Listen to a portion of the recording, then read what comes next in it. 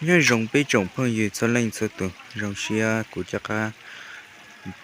cho cá là cho bé sinh chi nhớ trở nôn nọ rồng xia nôn nọ giờ anh nô ở luôn tu cũng khá thì cũng bỏ tới nè bỏ nó là thì chỉ cho phố cho nên giờ ta là lại thế giờ chèn nôn nọ của cho bé đặt cá mùng chi sai ta la sập bà nữa cho cái tí nữa sợ đời ô xin lo xin tế thì cho cụ bé mù sai ta làm mong sập bà tên nó nọ lại mua con giờ mong đó cái kia nó nói do cụ chỉ bỏ tiền nó cụ chỉ bỏ thì hai lý trả đó mà nó nói là nó xa này nó nói nó xa chứ nhớ cho bé lu kia sập bà chứ lại cụ tô mùa đó mùa sòn đó cái kia lý chế nó cũng cho bé sẽ được một sai cái này cho cái gì lúc xưa nó cũng tôi cho đã bé lu ta làm mong sắp bán nó lại nè tận thọ riêng tiền nó nói nếu bỏ được bỏ tậu cho bé cho mong tôi mua sẽ nó trong ảnh nè cho tôi mua là những mua cho vô là những vô xí nè nó cũng được cái chọn ta làm mong được cái nè in chỉ nó được bỏ tậu là gì trong cái kia nè lúc nào cũng cho bé sẽ được một sai chỉ cho mong nè你没弄那三，你只要往这上头那就没弄，应该要弄那后嘛，就弄了路上了。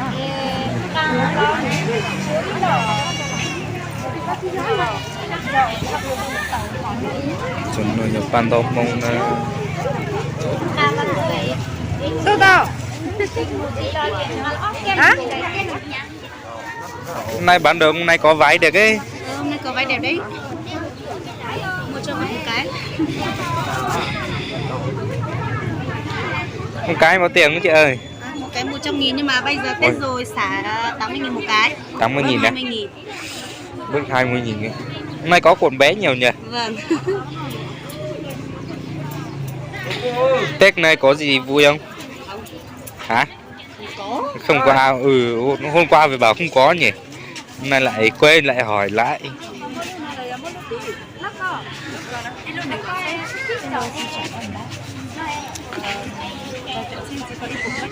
con mua cậu che cơ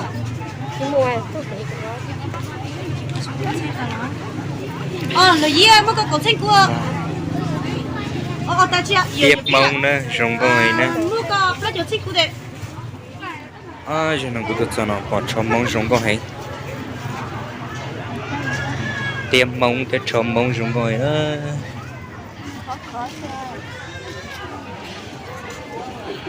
đi chiều cơ rong coi nó chế nó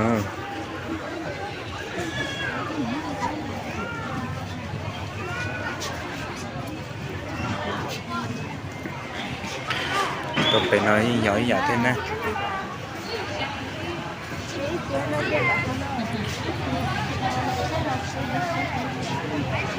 na cái mất ta trở đến đến đến rồi nhiều chọn nó thế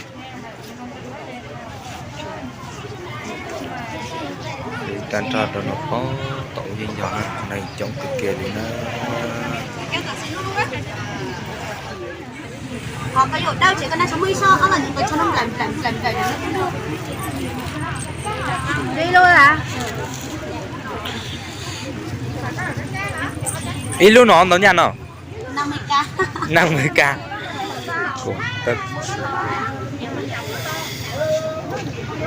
bán lẻ rẻ hơn cả xỉ bán lẻ rẻ hơn bán buôn đúng rồi bây giờ chả thế à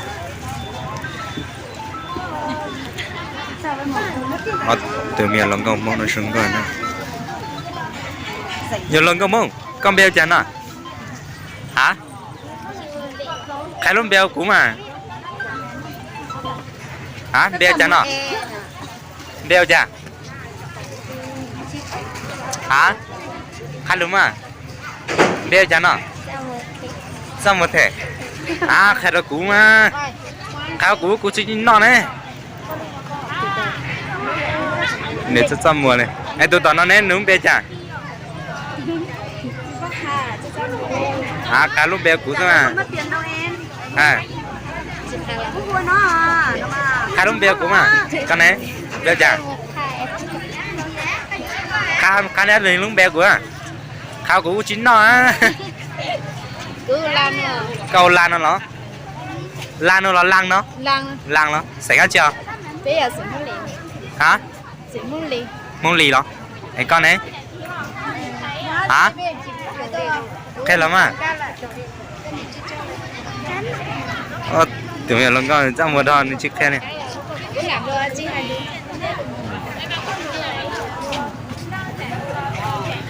kia đâu có tẩu vào lên cú chỉ cho cắn nó phải bút lại thế cho nên nói do không giờ nó cho nó cho pan tông mông sao phải này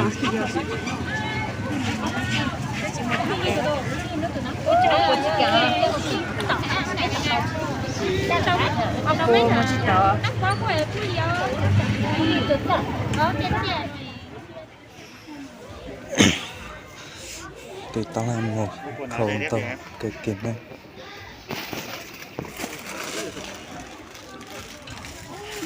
cứ tìm mong tôm sải trong hình Ipo lì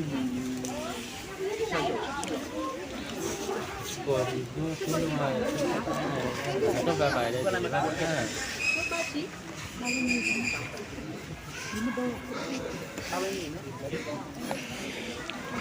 đọc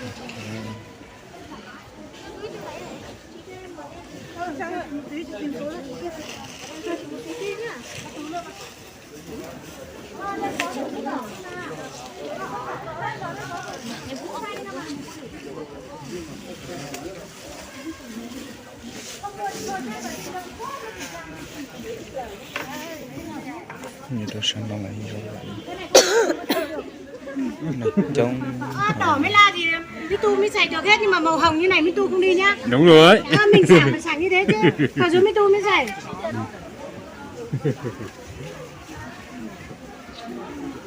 Cái đỏ thì mới đen Mitu được, nó xài được hết. thì chỉ cho khâu đọc cái kiện này cho cái tiền mông của tôi mình dùng trong cái kiện nó thế ta kỳ chế giờ sau là nó chế đâu quan tâm một chế nó phải cho là nó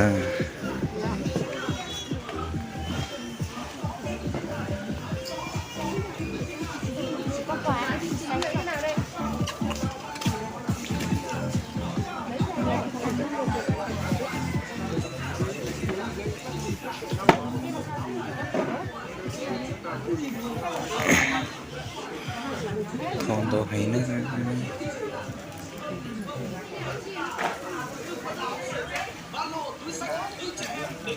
Bạn bé bé này à? Đây, mình tìm cho. không giống có thấy nó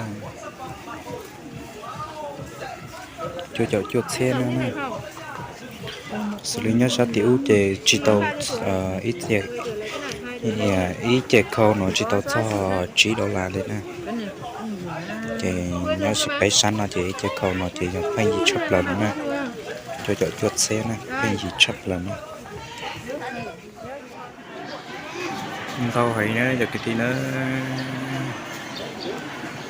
đâu nó thế ta kỳ nó chế giữa sầu chế đó khăn ta là chế nó bé trâu là nó giống mù gõ bang còn trôi là nó nhở giống mù gõ to là nó chống thì nó từ khi máu tôi vừa chốc cái kia này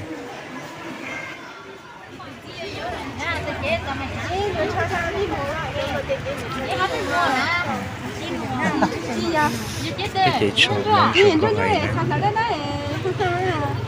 vậy mua rồi nó bây giờ nó phát có dưa này thôi nó ăn mua rồi thế còn mấy từ dưa kia này mấy từ mua mấy này có từ dưa là để cho nó đi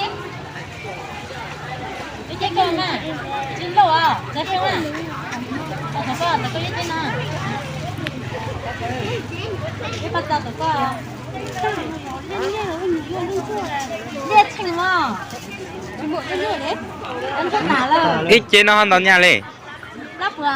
lóc bùa lắm nghĩ chi của mình thành nào Nếu mà lại thôi, bà chỉ cho nó. nhà theo đó xem mà chỉ muốn nhà lên cho chỉ bao hà lên chán lên hết rồi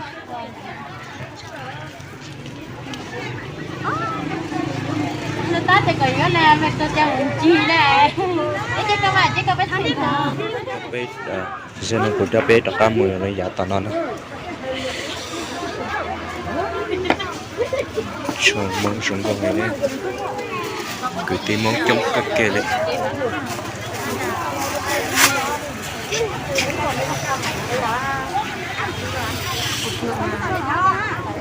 lên một phần to tôi nó to mong thì phần to cái kia rồi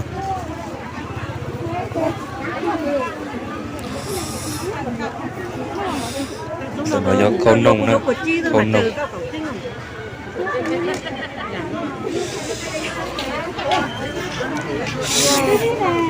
Hát mà nó tìm trốn cho cái yêu tìm cho to cực kỳ nữa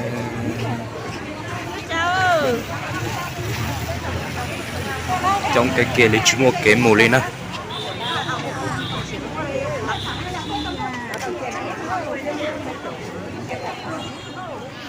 cho nó do sầu mông nó rồi có hơi sầu mông xuống coi này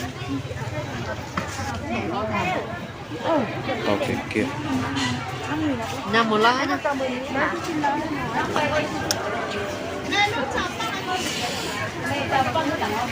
trong cực kỳ này họ trẻ lại hiện trong dạng cái mình muốn đến đi chứ tàu là do vua lưới rồi cho vô là bớt xe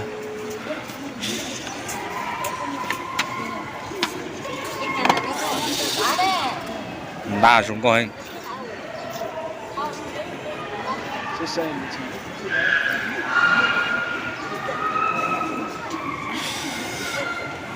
đa triển đâu cực kỳ này khởi đó gì cả cái đó chị không cảm muốn ta Con chị vô tiếp của hình là chị. không có hay nha ta mong không có cực kỳ này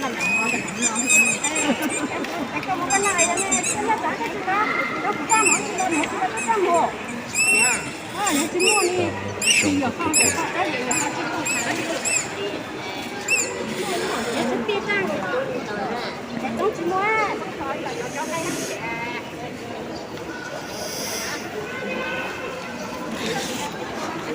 chỉ biết bộ lúa của bạn nhớ trăm nữa là hả à chỉ lúa mà mà chẳng ở trong nó mới chỉ thoát thái là Bên này nó chỉ có thấy được cái con chết thấy.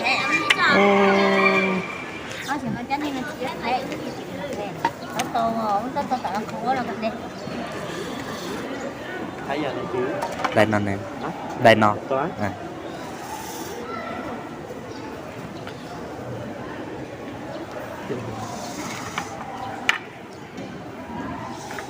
tiền ta tiền nó cũng có hay đó mà cho dù của rất sử dụng nhớ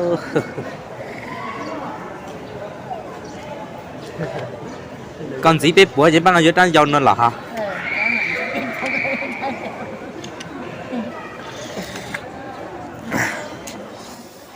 này trong cái kia nó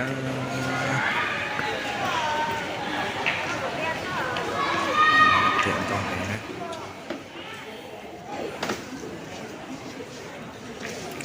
khá là vả giống câu hay này cho mong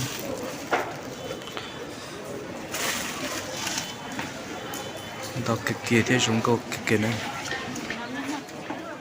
cái thì mới trong cái kia chỉ tập phiên bản chỉ tập phục các tôi này phiên bản tầm này tôi sẽ mình cũng tao mà cũng toàn trái nè nó mình 10.000 một bó em ạ chúng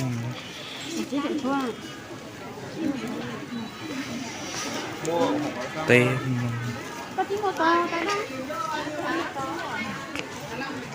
tâm tôi cái tin nó nếu chỉ mua ít sao có tờ nó nếu tôi một khẩu nó thì cục ba này vô đã chi đó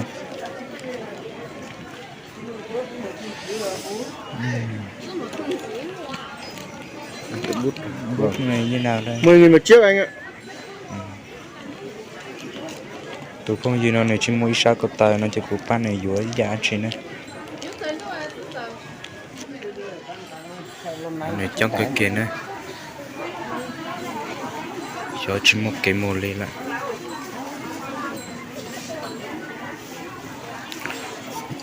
một sáng nào một sáng này trong thòng mà chỉ mua nó một số luôn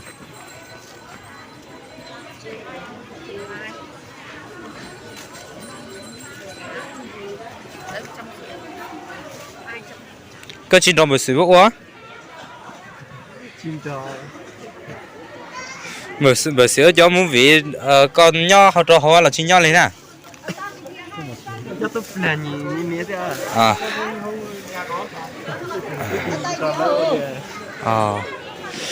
cái tim máu trong cái kia này nó đâu là gì có chỉ tao thôi.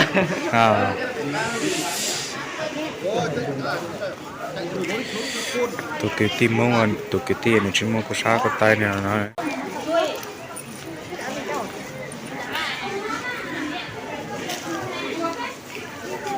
ô này trong nó là bao nhiêu một tiền nó Đúng không?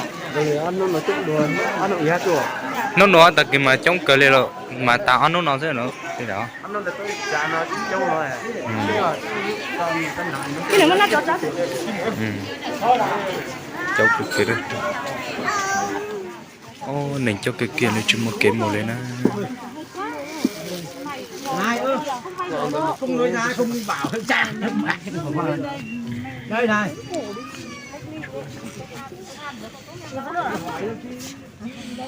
cái tiền nó chỉ một sai cái tay này nếu tôi mua đi câu này Anh ơi.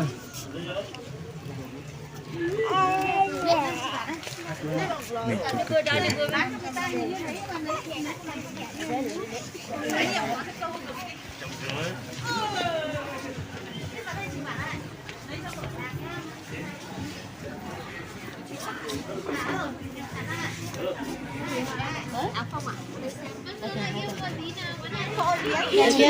cho mình đi nhờ nè nhớ làm một đi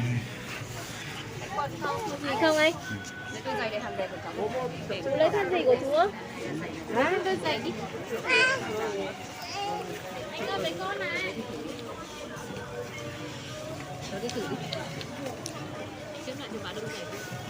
Dạ con một khẩu như vậy này. sẽ gì sao không ăn Cái mũi. tôi cái kia rồi. Đây đôi này nhá.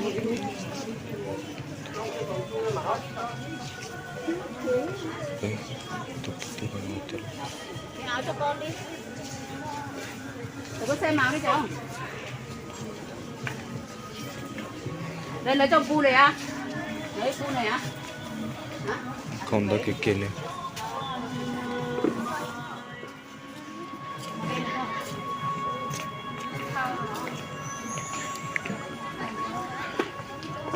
quay clip vào khoai xong về xe Mang về kỷ niệm Tết à? và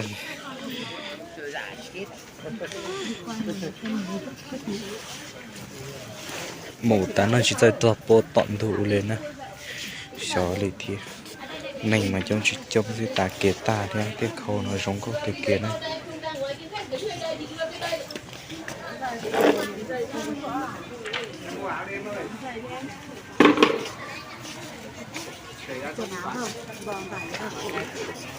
Dày nha em. Đây số này đây sao kia ta nói nữa khâu giống có ấy nữa Đôi này của nó thì 12 tuổi thoải mái. 11 tuổi thoải mái, 11 tuổi nó đã là học lớp 6 rồi, lớp 5 tuổi đúng không? Đôi này thoải mái vừa, còn mỗi đôi của nó đấy là chị cho đây, chị cho đây. còn nhà mà đấy,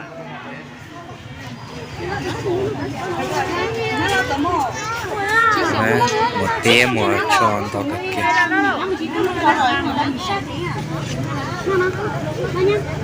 coi nhất là lúc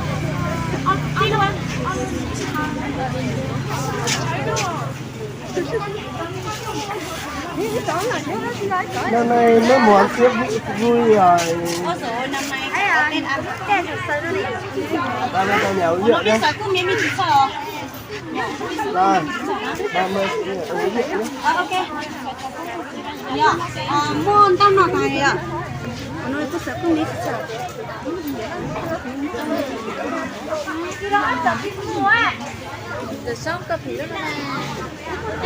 Bố định mặt được thì thao đấy tao muốn tụi nhờn để tao cứ chìm ná. Sao chắc tao đi cầm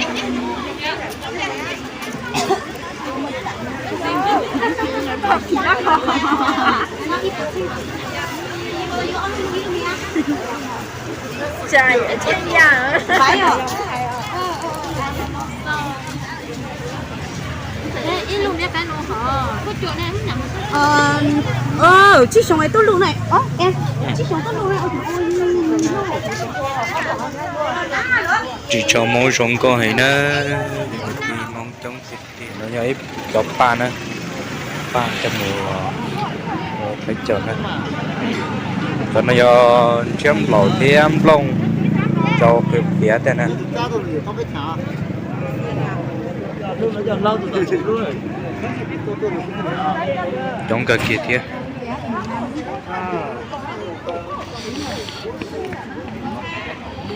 Có bao nhiêu cái có?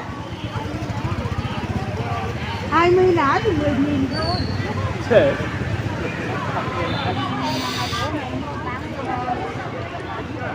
cho cái kia cho nó nhóm lông cái phía thế này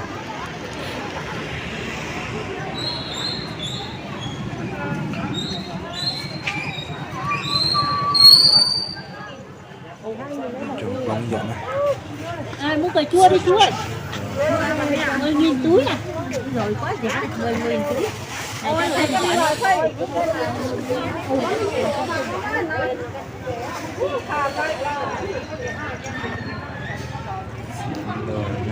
mùa rong tao cái kia nữa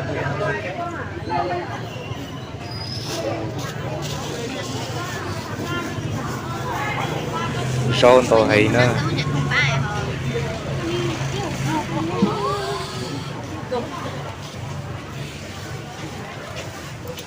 $5.000 một cân á? Phải đi uống đường mà. 5.000 một cân em không đủ tiền xe chở tới đây á. 15.000 2 cân mà 3 cân có 20.000 thì rẻ lắm rồi. Thịt khô bằng 7.000 một cân rồi. 5.000 sao mà em bán được? Thế ra cái gì à? 6.000 thì đấy. của nhau chị ơi 5.000 một lạng em ạ. 5.000 một lạng khi cho nó 2 lạng nữa cũng chị ơi Bao nhiêu à? chỉ một nha nào đó của làng chó xí xí này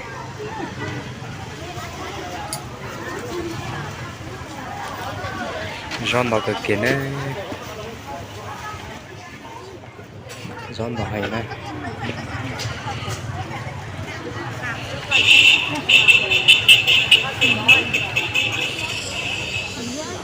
cái làm mong tao cái kia này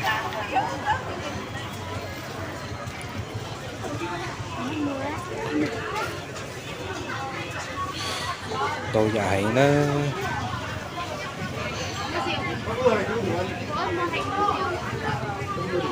Vừa đủ bữa ăn nó mạnh mà ăn nó vừa khó. Vừa là vừa như thế của tao mà vừa khó. sao dạ tao ấy thôi Có giả cái gì mà sao? Không hiểu đâu à. Tiền cho tao người bà có trình bày nó không hiểu đâu. Tiền cho tao người.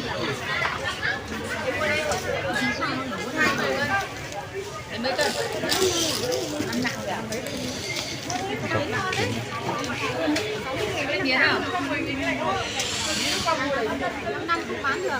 Chị em ơi, cào nếp miếng đi em trai. Đây là một tí nha. Trứng nạc à? Đây, lấy sao dạ tao thấy nó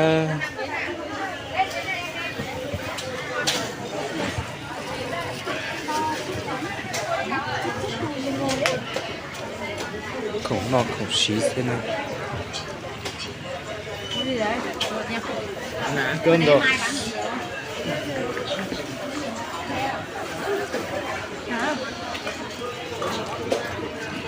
không nó không xí nó hay nữa cho cái này xí được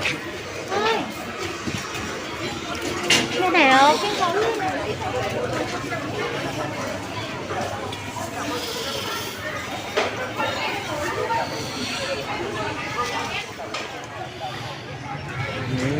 lấy mùi giòn tao cái kia nè cái tim phong trong cái kia để chế mà tao cái kia nó bóp bẹo rồi nè chế mà tao cái kia nó sao nó lấy như vậy nè